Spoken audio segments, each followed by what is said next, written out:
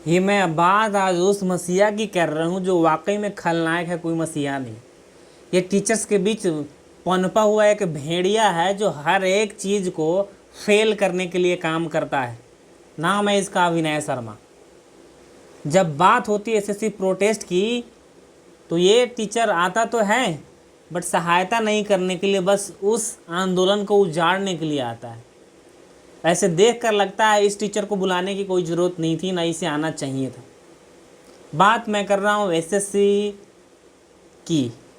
ये एसएससी वही एसएससी है जो भारत में कर्मचारियों की नियुक्ति करता है और इसका नाम स्टाफ सिलेक्शन कमीशन है, जिसके थ्रू एमटीएस से लेके क्लर्क से लेकर excise inspector, GST inspector, ASO तक की पोस्टेज को भरता है। मैं उसकी ही बात कर रहा हूँ, उसके लिए ही प्रोटेस्ट चल रही है दिल्ली में, रामलीला मैदान में।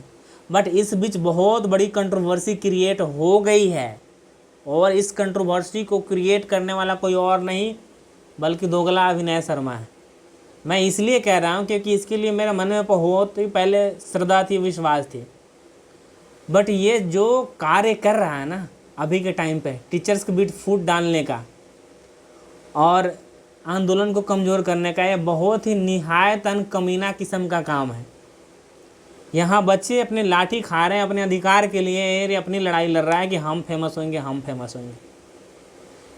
और आरोप लगाना कि तुमने कुछ नहीं किया है, बच्चों को पिटवाया है, कितना नीच इंसान है आप इसके इस बात से समझ सकते हैं। और ये स्वयं कहता है कि बच्चे आए हुए कहाँ से, चंडीगढ़ से आए हुए हैं, बिहार से आए हुए हैं, एमपी से आए हुए हैं, राजस्थान से आए हुए हैं, झारखंड से आए हुए हैं, इतने दूर दूर से बच्चे आए हुए हैं।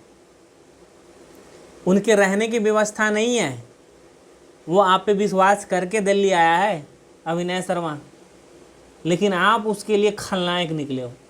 और मैं इसलिए कह रहा हूँ क्योंकि आपका ये कहना है कि 5 बजे के बाद आंदोलन की परमिशन नहीं थी तो क्यों रुका। सब खाली ही कर रहे थे, लेकिन उसमें से ज़्यादातर बच्चों का हिस्सा ऐसा था जो बाहर से आया हुआ था और दिल्ली में रहने की उसकी कोई व्यवस्था नहीं थी।